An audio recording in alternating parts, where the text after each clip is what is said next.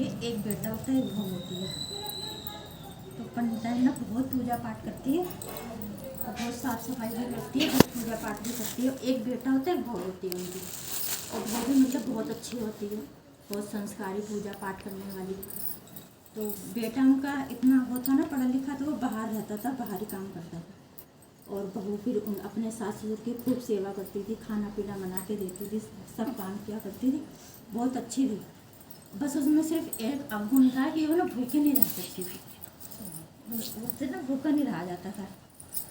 और उसकी जो सास थी पंडिताइन, वो हर बृहस्पतिवार को पूजा किया करती थी, ऐसे दूर दूरिया सबको बुलाती थी और सबको ऐसे खूब अच्छे से मतलब 7 सुहागनों को 14 सुहागनों को बुला करके और पूजा किया करती थी और सबको ऐसे दूर दूरिया चलवाती थी। तो उनका नियम था कि हर बृहस्पतिवार को करना है। इतना कुछ धन, हर चीज़ से इतनी संपन्नता थी कि वो सोचती थी कि मतलब हर बृहस्पतिवार को वो पूजा कराती थी।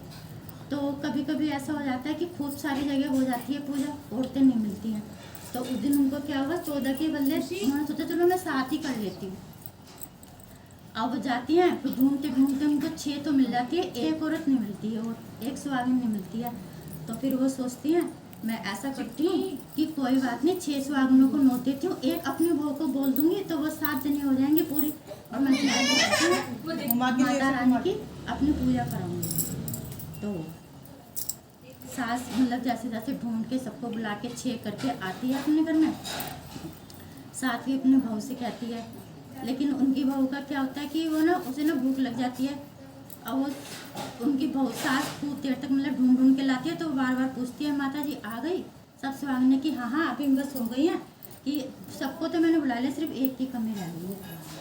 तो वो बैठ जाती हैं, धीरे धीरे आती हैं सुहागने, थोड़ी थोड़ी देर में, जैसे काफ़ी टाइम लगता रहता है, जिस तरह से आती रहती है। तो वो बहुत सोचती है, बार बार अपनी सास, उनकी सास बाहर बैठ के इंतजार करती है कि देखते सुहागने अभी तक आई नहीं है, अभी तक आई नहीं है। तो बहू बार बार आती है, पूछती है सास से कि सासू माँ आ गई सब सुहागने की, नहीं अभी आने वाली हैं, थोड़ी थोड़ी आ रही हैं। तो उससे रुका नहीं जाता है। अब वो सोचती है कि अब मैं क्या करूँ, अभी तक तो कोई आया नहीं। फिर वो ना बहू ना रसोई में चली जाती है, उससे रुका नहीं जाता है। तो वो क्या सोचती है कि क्या कहते हैं, पहले मैं ऐसा करती हूँ, बर्तनों में अगर खाऊंगी तो मेरी सास को पता चल जाएगा, अगर एकदम से आ गई तो, अब बर्तन झूठे पड़े रहेंगे। फिर उसने क्या किया कि सोचा कि बर्तन में नहीं डाल के ना खाने से उसने कढ़ाई पूरी सीधी मुँह लगा के और ऐसे खाने लगी, मतलब कढ़ाई के ही मुँह लगा दिया। अब ये व्रत, ये पूजा ऐसी होती है कि इसमें बिना खाए पिए ही पूजा करनी पड़ती है, इसमें कोई कुछ नहीं खा सकता तब तक जब तक पूजा नहीं होगी। तो सास, वो बहू ने सोचा कि कोई देख थोड़ा ना रहा है, सास तो बाहर बैठी है, अब ये तो नहीं पता है कि सब सास के ऊपर भी कोई है, ये है ना सबसे बड़ी, सास से ऊपर तो ये है सबको देखने वाली कि कोई कैसे कर रहा है कैसे नहीं कर रहा। अब वो क्या करती है, वो कढ़ाई मुँह पे लगा के खाने लग जाती है। अब वो कढ़ाई क्या होता है कि वो कढ़ाई उसके मुँह पे चिपक जाती है। अब वो कढ़ाई उसके मुँह पे चिपक जाती है, सास बाहर से आती है, कहती है, वो अपनी बहू को ढूंढती है सब जगह, आगे ढूंढती है पीछे ढूंढती है, कोई भी नहीं मिलती। वो सोचने लगी शायद कुछ रसोई में काम कर रही होगी, रसोई में जाके देखती हूँ।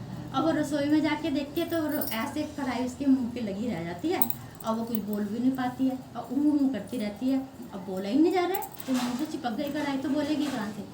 तो सास कहने लगी कि तुझसे थोड़ी देर रुका नहीं जा रहा था, कि 2-4 घंटे की जो बात थी, थोड़ी देर रुक जाती, उसके बाद ही खाना खा लेती, कोई तरह को कोई मना थोड़ा ना करा था किसी ने खाने के लिए।